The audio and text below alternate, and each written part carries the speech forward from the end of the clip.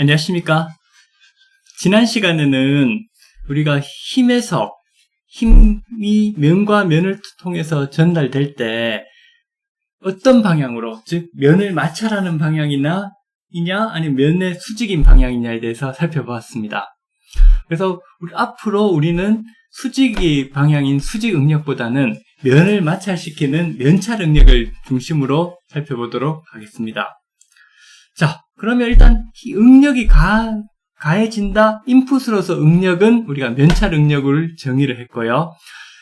우리가 이런 정도를 조금 더 정량적인 의미에서 파악하기 위해서는 인풋은 이제 면찰 응력이 정해졌지만 아웃풋에 대해서도 우리가 더 자세히 살펴봐야 합니다. 그래서 이 아웃풋인 어떤 속도를 정하기 전에 거리가 있었고요. 예를 들면 변형인 경우에는 거리로 나타났고, 그 다음에 흐름인 경우에는 속도로 나타났기 때문에 이런 변형과 속도를 조금 더 정성적 또는 정량적으로 엄격하게 만들기 위한 면찰 변형률과 면찰 속도에 대해서 살펴보도록 하겠습니다. 먼저 면찰 변형률에 대해서 살펴보도록 하겠습니다. 자, 이 운동기구 아시죠? 이렇게 이제 완력기인데요. 이런 식으로 당기는 그 운동기구가 되겠습니다. 이 운동기구를 이렇게 당기게 되는데요. 자, 이런 운동기구를 좀 그림으로 단순화해서 한번 표현해보면 다음 그림처럼 나타나게 됩니다. 자, 요게 조금 전에 봤던 손잡이 있고 여기 완력기 이제 안에 봤던 요 스프링이겠죠. 이 스프링이 요 사이에 돼 있습니다. 그죠? 근데 여기다 힘을 주게 되면 이런 식으로 늘어나게 되겠죠. 이런 식으로 늘어나게 되죠. 자, 그런데 우리가 똑같은 힘을 주더라도 예를 들면 완력기의 원래 길이에 따라서 늘어나는 길이는 달라지게 됩니다. 예를 들어서 그림 2.5에서처럼 동일한 성질의 스프링이 A와 B에 달려있다고 하는데 단지 A 완력기는 길이가 10cm고요. 10cm고 B 완력기의 스프링의 길이는 100cm라고 한번 가정해 보겠습니다. 즉 A는 10cm 정도 되고 B는 1m. 이런 A 완력기의 스프링이 10개가 있는 게 되겠죠. 10개가. 그죠? 이 10개가 되어 있다고 할 때 우리가 힘을 이렇게 줄 때, 완력기에 힘을 주면 어떤 식으로 완력기의 길이가 늘어나게 되는지를 살펴보도록 하겠습니다. 일단 이 100cm인 완력기는 10cm인 완력기가 10개 모여있는 것으로 생각할 수 있습니다. 그죠? 그렇기 때문에 우리가 완력기를 힘으로 당겨주게 되면 어떤 결과가 나타나는지를 한번 보면 요게 설명이고, 자, 이 완력기가 10개가 연결되어 있다고 하면 또 동일한 힘을 주면 여기 사이에 똑같은 힘이 다 걸리게 돼요. 힘을 주게 되면 타우 XX, 여기서는 뭐죠? 우리가 수직 응력이 되겠죠. 힘을 주게 되면 동일하게 다 이런 응력이 다 걸리게 돼요. 그죠? 그렇기 때문에 이 100cm인 완력기는 10cm인 완력기가 10개 모이는 것으로 생각할 수 있죠. 그래서 앞에 그림에서 봤듯이 여기 동일한 완력기가 여러 가지 작은 완력기가 여러 개 있는 걸로 볼 수 있게 되고요. 예를 들어서 타우 XX라는 수직 응력을 줬을 때 10cm인 즉 첫 번째 완력기가 2cm가 늘어났다면 나에 나왔던 100cm인 즉 앞에 스프링보다 10배가 긴 그 완력기는 어떻게 될까요? 이 그림에서처럼 이런 게 10개가 있기 때문에 동일한 응력을 줄 때 2cm가 계속 늘어나겠죠. 그죠? 그렇게 되면 어떻게 되나요? 총 100cm짜리는 10cm짜리가 10개가 있는 거기 때문에 10cm짜리가 2cm가 늘어났다면 10개가 있다면 총 20cm가 늘어나게 되는 거죠. 즉 스프링이 늘어나는 길이에는 서로 비례관계가 성립이 되게 됩니다. 그래서 이 비례관계를 우리가 주로 선형이라고 표시를 하게 됩니다. 선형이라고 표시하는데요. 이 선형관계를 식으로 나타내면 이 응력을 타우 XX가 주어질 때 예를 들어서 델타 L만큼 늘어났다고 생각하면, 그죠? 힘을 줄 때 델타 L만큼 길이가 늘어났어요. 그럼 원래 스프링의 길이가 L이라고 한다면, 원래 스프링의 길이가 L인데, L이라는 스프링이, 여기에 스프링의 길이가 L이라고 할 때, 그죠? 여기서 델타 L만큼 더 늘어났다고 생각해 봅시다. 그죠? 그렇게 되면, 예를 들면, 늘어난 길이 델타 L을 원래의 길이로 나눠주게 되면, 이거를 뭐라고 하냐면, 신장 변형률이라고 불러요. 신장은 이렇게 수직 방향으로 늘어나는 걸 신장된다 그래요. 신장. 익스텐션을 해서 신장이라고 표현을 하고요. 그래서 입실론이라고 표현하는데, 원래 길이가 L이고, 늘어난 길이를 델타 L이라고 할 때, 델타 L을 L로 나눈 게 값이 되겠죠. 이게 바로 신장 변형률 입실론이 돼요. 입실론. 요 E자처럼 보이는, 필기체 E자처럼 보이는 거를 입실론이라고 부릅니다. 델타 L을 L로 나눈 값이 되겠죠. 자, 그러면 우리가 앞에서 예로 들었던 첫 번째 예로 들었던 완력기 기억나죠? 길이가 원래 몇 cm였죠? 10cm. 여기서 원래 10cm였는데 얼마가 늘어났죠? 2cm 늘어났죠. 그러면 2cm 늘어난 게 델타 L이 되니까 2가 되고요. 원래 길이가 얼마였죠? 원래 길이가 10cm였죠. 그러니까 2를 10으로 나눈 값인 0.2가 바로 신장 변형률이 되는 거예요. 신장 변형률에서 이제 좀 표현이 좀 어려운데 너무 어렵게 생각하지 말고 이 신장 변형률은 그냥 늘어난 길이구나 이렇게 생각하면 됩니다. 그런데 자, 앞에 10cm짜리에는 2cm가 늘어났잖아요. 근데 100cm짜리는 10cm가 몇 개 연결되어 있는 건가요? 10개가 연결되어 있잖아요. 그러니까 총 몇 cm가 늘어난다? 20cm가 늘어나요. 이것도 계산을 해보면 20 나누기 원래 길이는 100이었기 때문에 얼마인가요? 똑같이 신장 변형률은 0.2가 돼요. 즉 동일한 성질을 갖는 스프링의 경우에는 그 완력기가 길든 짧든지 간에 다 어떻게 되죠? 원래의 길이에서 늘어나는 길이의 비율은 똑같은 거예요. 그러니까 예를 들면 짧은 완력기에 동일한 힘을 줄 때보다 긴 완력기에 동일한 힘을 주면 더 많이 늘어나게 되죠. 즉 긴 완력기가 더 늘리기가 쉬워 보이지만 실제로 늘어나는 길이는 다르지만 비율은 똑같은 거예요. 어떤 의미인지 아시겠죠? 이렇기 때문에 여기 신장 변형률이 굉장히 중요합니다. 자, 신장은 수직 응력에 대해서 늘어나는 방향으로 늘어나는 걸 신장이라고 그랬죠. 익스텐셔널 해서 신장이라고 그랬죠. 자, 근데 앞에서 우리가 뭐라 그랬습니까? 힘을 지난 시간에 우리는 면찰 응력이 중요하다 그랬잖아요. 왜냐하면 레올로지에 사용하는 응력이 대부분 다 면을 마찰하는 수평적인 응력이기 때문에 면찰 응력이 중요하다 그랬어요. 근데 지금 예로 든 거는 이 완력기는 힘을 수직으로 주잖아요. 수직 응력이 되는 거잖아요. 수직 응력에 따른 늘어난 길이가 변형률이 신장 변형률이었기 때문에 우리는 면찰 응력을 줄 때는 어떤 식의 변형이 일어나는지를 한번 살펴볼 필요가 있습니다. 자, 면찰 변형률은 어떻게 되느냐? 이제 면찰 응력을 이렇게 가한다, 힘을 방향을 가한다고 할 때, 탄성체가 있을 때 가한다고 할 때요. 이거는 어떻게 되죠? 앞에 거는 원래 당겨주는 원래 길이가 있었고 늘어나는 길이가 있잖아요. 그래서 늘어나는 길이를 원래 길이로 나눠주는 게 신장 변형률이었는데 이제 면찰일 경우에는 어떻게 되냐면 면을 마찰하는 방향 이쪽으로 힘을 주는 거죠. 자, 그러면 이거 어떻게 되죠? 원래 늘어나는 힘을 줬을 때 일단 움직인 거리를 델타 X라고 한다면 이걸 뭘로 나눠줘야 되는 건가요? 이게 수직 응력일 때는 원래 길이로 나눠줬었잖아요. 이렇게 면을 마찰하는 방면일 때는 어떤 식으로 해야 될까요? 그렇죠. 원래의 높이로 나눠준다는 거예요. 높이. 왜냐하면 면을 마찰한다고 할 때 높이가 낮은 거는 힘을 주면 조금밖에 안 움직이잖아요. 근데 이게 점점 높아질수록 힘을 주면 이쪽으로 더 늘어나는 게 더 많이 움직이게 되잖아요. 그렇지만 변형되는 비율은 어떨까요? 일단 높이가 1일 때 0.1이 바뀌었다면 10cm일 때는 얼마가 바뀐다? 1이 바뀌게 되는 거예요.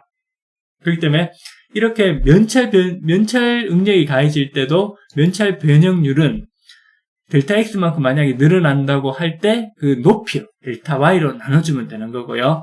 이 면찰 변형률은 감마라고 표시합니다. 감마. 감마는 델타 X 늘어난 길이를 원래의 높이 델타 Y로 나눠주게 되는 겁니다. 요거는 꼭 좀 한번 기억을 해두면 좋을 것 같아요.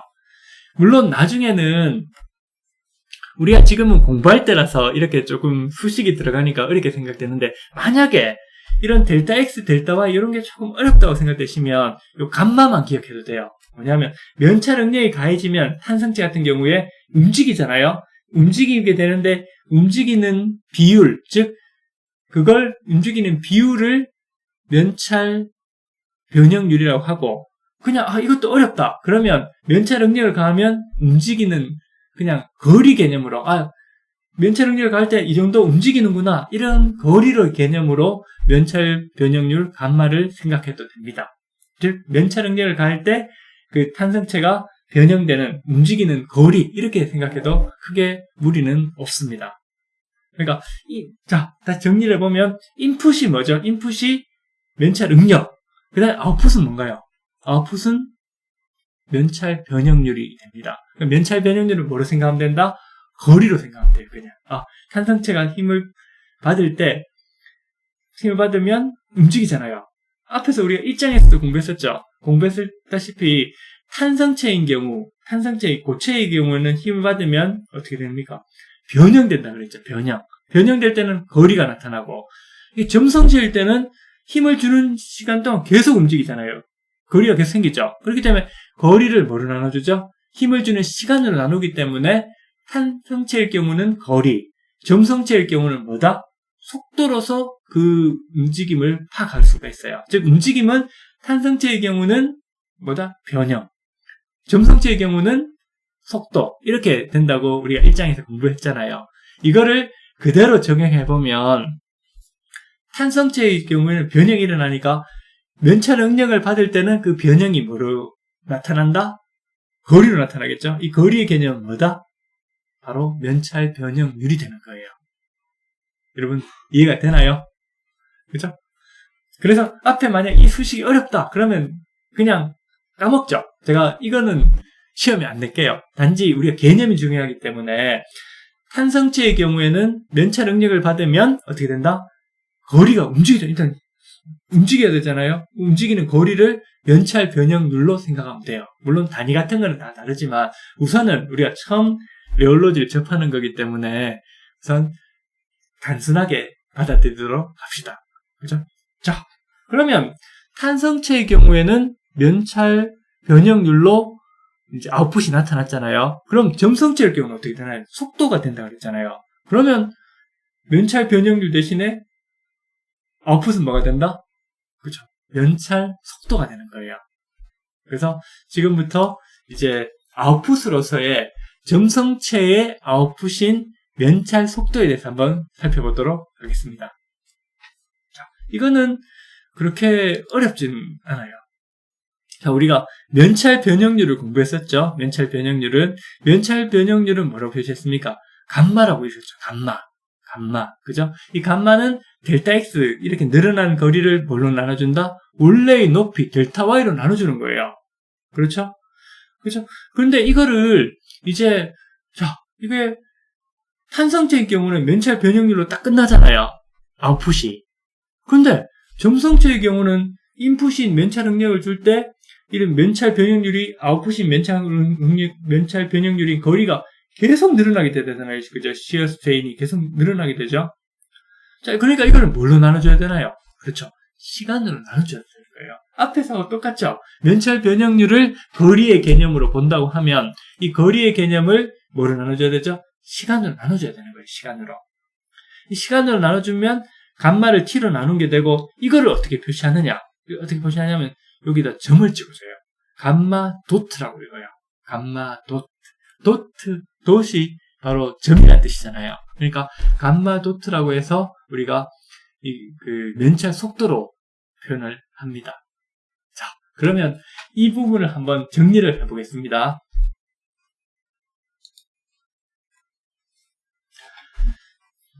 우리가 인풋은 뭐였죠? 우리가 어떤 물질이 움직이도록 할 때 인풋을 주는 거는 우리가 여기서 면찰 응력을 정의를 했었죠. 면찰 응력. 그죠? 그러면 이게 탄성체의 경우는 힘을 주면 거리가 생겼잖아요. 앞에서 힘을 줄 때 거리가 생겼죠. 이 힘에 대응되는 게 면찰 응력 인풋이 되고요. 아웃풋, 거리에 대응되는 게 바로 뭐다? 면찰 변형률이 돼요. 그래서 기호는 뭐로 쓴다? 감마로 쓰는데 이게 거리의 의미로 된다고 했었죠. 그죠? 자, 그런데 속도의 경우에는 뭐죠? 점성체의 경우는 힘을 받는 시간 동안 계속 움직인다고 그랬죠? 그러니까 그 거리를 시간으로 나눠줘야 되니까 그게 의미는 속도가 되겠죠. 이 속도의 개념이 에올로지에서는 뭐가 된다? 이제 면찰 속도가 되겠죠. 그러니까 면찰 변형률을 시간으로 나누는 게 되고 그 표현을 어떻게 한다? 감마 도트라고 이렇게 표현을 하게 됩니다.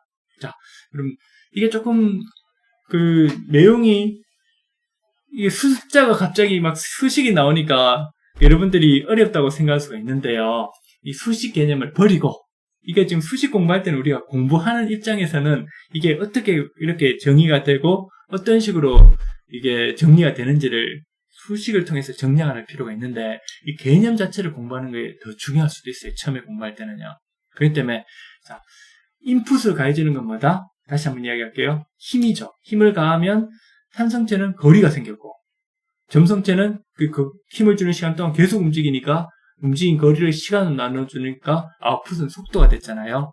이거를 조금 더 우리가 정량적으로 그 점도를 이해하기, 저항으로서의 점도를 이해하기 위해서 인풋과 아웃풋을 조금 더 엄격한 의미로 정의하기로 했었고, 힘은 뭐로 정의가 됐다? 면찰 응력. 그 다음에 거리는 뭐로 정의가 된다? 면찰 변형률. 속도는 뭐로 정의가 된다? 면찰 속도. 이렇게 정의된다고 생각하면 그렇게 어렵지는 않을 것 같습니다. 그럼 앞에 1장에서 공부했던 내용을 다시 한 번 더 이게 조금 어렵다고 생각되면 1장에서 공부했던 내용들을 조금 더 살펴보면 이 내용들이 더 깊이 있게 잘 이해가 될 걸로 생각합니다. 자, 그러면 우리가 이제 예제를 한번 살펴보도록 하겠습니다. 예제. 일단 면찰 변형률 예제를 살펴보겠습니다. 여러분들이 이 예제는 반드시 좀 기억할 필요가 있는 게요. 우리가 지금 2장을 공부하고 있잖아요. 저항으로서의 점도를 공부하고 있는데 3장이 뭡니까? 그죠? 그 저항으로서의 점도가 아니고 저항으로서의 모듈러스. 그러니까 점도는 점성체에 대한 거고 이제 모듈러스는 탄성체에 대한 거예요. 그래서 3장, 2장에 점성체를 배우고 3장에서 탄성체를 공부하게 되는데 우리 2장에서 이걸 공부해두면 3장에서 공부할 게 없어요. 왜냐하면 점성체가 이미 그 면찰 변형률을 정의를 해버렸기 때문에 3장에 가서도 그 면찰 변형률이 다시 나오는 것밖에 없어요. 그래서 3장은 굉장히 가볍게 그냥 2장을 복습하듯이 넘어가게 될 거예요. 어떤 의미인지 알겠죠, 여러분? 자, 그러면 다음 탄성체의 변형률을 구하시오. 요거는 3장에서도 이 문제가 거의 비슷한 유형으로 다시 나오게 됩니다. 그래서 이제 예습 복습을 동시에 한다고 생각하고 살펴보면요. 이 탄성체가 있을 때 원래 높이가 델타 Y는 10cm라고 하고요. 그 다음에 이렇게 이 방향으로 면찰 응력을 가하니까 델타 X가 3cm 정도 늘어났잖아요. 3cm 정도 늘어났죠. 그럼 어떻게 된다? 델타 X를 델타 Y로 나눈 게 뭡니까? 바로 면찰 변형률이라고 정의를 했잖아요. 그렇죠? 그러니까 3cm를 10cm로 나눈 0.3이 바로 뭐가 된다? 바로 면찰 변형률이 되는 겁니다. 어떤 의미인지 아시겠죠? 면찰 변형률은 일종의 거리라고 생각하시면 돼요. 거리인데 단지 그 높이로 나눠진 거리. 왜냐하면 이게 10cm일 때 3cm 움직였지만 이게 만약 높이가 20cm였다면 동일한 면찰 응력이 가해질 때 어떤 식으로 될까요? 동일한 면찰 응력이 가해지면 6cm 늘어나게 되겠죠. 왜? 면찰 변형률은 동일한 물체에 대해서는 같기 때문에 그래요. 0.3이라는 게 나오기 위해서는 6cm 늘어나게 되겠죠. 그죠? 자, 그 다음에 요 예제만 이번 시간에까지 하겠습니다. 다음 액체의 면찰 속도를 구하시오죠. 그럼 면찰 속도를 구하려면 뭘 구해야 되나요? 일단 면찰 변형률을 구하면 되겠죠. 근데 여기서 보니까 이미 속도가 나와 있어요. 거리가 아니고 속도가 나와 있잖아요. 그죠? 속도가 나와 있으면 속도는 바로 뭔가요? 면찰 델타 x를 이미 시간으로 나눈 거예요. 그렇죠? 그렇기 때문에 뭐가 된다? 델타 y로만 요 값을 나눠주면 돼요. 그래서 5cm/s를 그죠? 20cm로 나눠버리면 요 퍼세크가 여기 가야 되죠. 퍼세크 여기 제가 책에서 잘못 쓴 것 같습니다. 제가 요 뒷부분들은 가급적이면 여러분들이 나중에 책을 볼 때 한글판은 이렇구나를 한번 여러분들이 좀 볼 수 있도록 제가 가급적이면 책을 그대로 따와서 하려고 합니다. 이거는 저작권에 문제가 안 되는 게 제가 쓴 책이기 때문에 이제 저작권에 문제가 없기 때문에 앞으로 웬만하면 책을 이렇게 따와서 보는 게 이제 여러분들이 좀 이해하는데 더 도움이 될 거고 나중에 번역하실 때도 더 도움이 될 거니까 이렇게 하도록 하겠습니다. 자, 이제 이런 식으로 이제 정의가 되기 때문에 cm/s가 아니라 20cm가 되고 5cm/s 요게 요렇게 가야 돼요. 요거는 제가 실수했습니다. 제가 다음번 제대로 책을 쓸 때는 요걸 고치도록 하겠습니다. 그래서 답은 0.25 세크분의 1 이렇게 되겠죠. 그럼 면찰 속도는 0.25 세크분의 1이 됩니다. 이제 일단은 우리가 처음에 개념을 공부하는 단계이기 때문에 우리가 정성적인 부분을 조금 더 강조해서 공부를 하고 정량적인 부분도 지금 처음에 공부를 하면서 이게 단순히 그냥 말로 되는 게 아니고 이런 이론적인 백그라운드 있다는 정도를 증명하기 위해서 제가 지금 계속해서 정량적인 부분을 계속 가져가고 있습니다. 식을 사용하죠. 근데 여러분들은 만약 처음에 식이 어렵다면 이런 개념들 앞에서 봤었던 힘은 면찰 응력이 가해지면 아웃풋으로서 산성체의 경우에는 거리가 생기니까 이 거리에 해당되는 개념이 면찰 변형률. 그죠? 그 다음에 이 거리가 아니고 점성체는 힘을 받는 동안 계속 움직이니까 이 거리를 시간으로 나눠준 게 바로 속도의 개념이고 이 속도의 개념이 점성체에서는 우리가 면찰 응력을 가할 때 뭐로 나타난다? 속도는 면찰 속도로 나타나게 되죠. 그래서 이 관계만 잘 알면 그렇게 어렵지 않습니다. 그래서 이 부분을 여러분들이 잘 이해하면 오늘 수업 내용은 충분히 이해한 걸로 생각됩니다. 그럼 다음 시간에는 조금 더 이 면찰 속도에 대해서 살펴보고 이제 점도에 대해서도 좀 공부를 시작하도록 하겠습니다. 여러분 수고 많았습니다.